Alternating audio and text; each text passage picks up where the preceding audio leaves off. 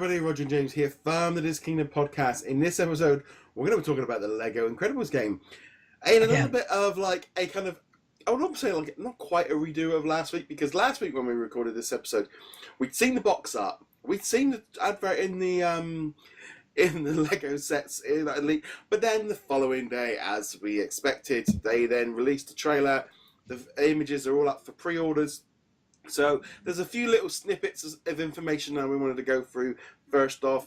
So we had the new trailer, which didn't really show off a lot. We had some new screenplay showing off the different characters. There's going to be a pack with a Edna Mode minifigure that's available for pre-order. It's in the UK. That's available at a number of different retailers: Amazon, Smiths, Game. They've all got it, so it doesn't look like it's a retailer exclusive like it might have been. Don't know about the US yet, but I'm assuming you guys are going to get that as well. Some of the prices are more expensive. Some of them are around the same. So you want to be, if you are going to pre-order it, you want to look at that. Traditionally in the past, the one that includes the minifigure also normally includes the season pass. They didn't seem to do that this time. This might just be a straight pre-order bonus. So yeah, they've got that there. There's also, they have announced the first DLC pack as a pre-order bonus on like Steam and on the digital version. We get like the Pa family one, which is basically them all in their costumes for being on holiday. They put out an image of a trailer. For Disney did that anyway, of them all on like a Hawaiian holiday with like suntan lines where their masks would be, because they've been fighting in the sun, which is a nice little bonus. But instantly that's starting to send off the warning flags of what a lot of people have been saying. They've not got a huge character roster here. And if the DLC is just varying costumes, we're already into that zone before we've even got out the gate. Right, and as we've seen and talked about on the Lego Marvel Superhero 2 DLC, it feels like we're getting a little bit less and less with each release. There was a kind of bump, because we had the Guardians of the Galaxy one, and both of us were just like, this is ridiculously stupid. It's literally you walking in a circle. And then the Black Panther one was actually pretty good, and then the Cloak and Dagger one was kind of a little bit of a step back from that. We're getting to the point where the DLC is about 10 to 15 minutes long per level. Double that if you want to go back in and pick up all the mini kits and red bricks and all that fun stuff.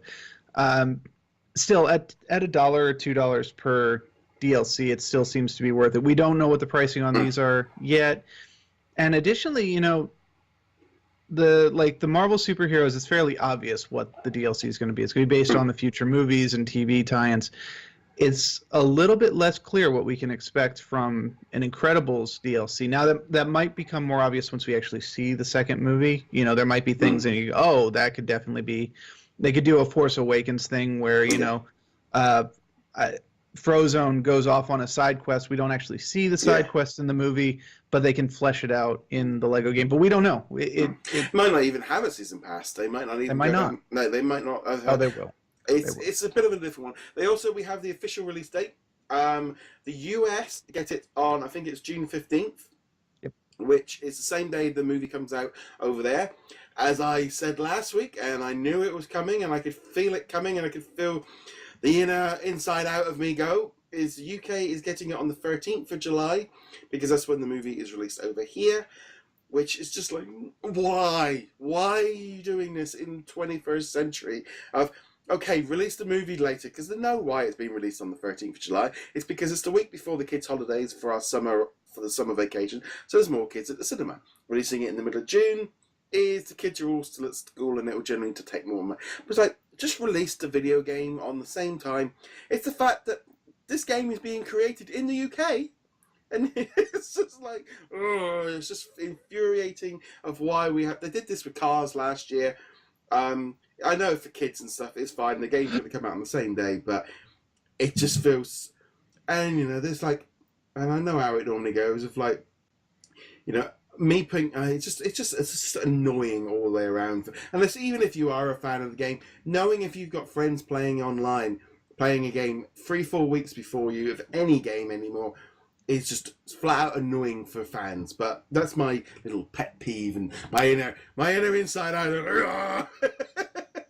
Yeah, and I mean, And you guys don't even have the advantage this time of at least saying, well, we got Infinity War a week before you, because they bumped up our release on Infinity War, so now it's the same. We're going solo a day early. I'll pretend that I'm jealous just to make you feel better. Not to denigrate Solo too much, and we're not going to go off on a tangent on that, but I think this is the least enthusiastic I've been about a Star Wars movie in quite some time, possibly ever. So we'll see what's going on with The Incredibles. Obviously, we don't know much about it yet, but we do have the release date. We do know that it is at least following the first two movies, or the two movies that are out, which is a little unfortunate, but not unexpected. So, you know. I mean, it's that kind of weird thing of like, we had a little bits of information. We discussed it all. The trailer didn't really show off anything. There was no gameplay. I like the fact that we're going to get the Switch, PS4, PlayStation, Xbox One, PC. So we're getting the four main ones. They've definitely dropped next gen.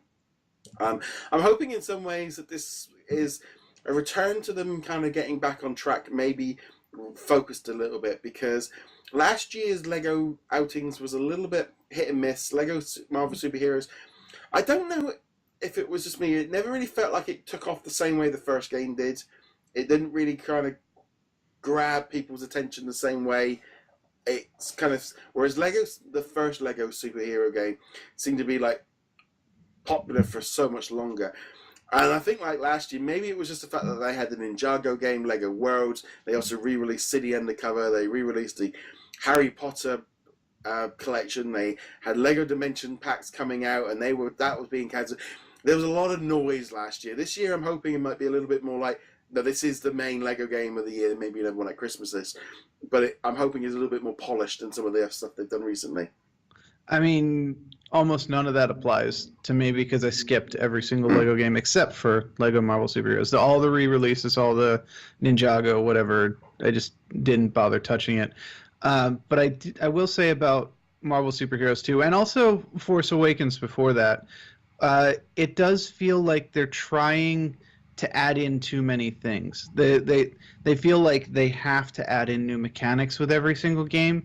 And if we were talking about a mature series, and by mature I don't necessarily mean adult, but like for more advanced gamers, yes, you need to keep making things fresh. Lego, I feel like the more you add to it, the more you get away from the concept. It needs to be simple. It's a family game. It's a family game, and it's a game that your kids need to be able to play and not feel frustrated because they can't figure out what to do, or they can't remember which character blows up the silver blocks, or that kind of thing. And I really do hope that this game in particular, because there's a very specific core cast here. You've got the four main Incredibles plus Jack, who's going to be kind of a wild card, and Frozone, and just stick to their power sets. Everything else can be like different combinations of how their powers come around, but keep it small, keep it focused, keep it straightforward. There is nothing wrong with making a game that reduces complexity when we're talking about this kind of audience. Yeah, I hope they do keep it. I think they will do. I think they will know that this being a Disney and it's the first Pixar game, they might need to lower it down a little bit for who their target audience is.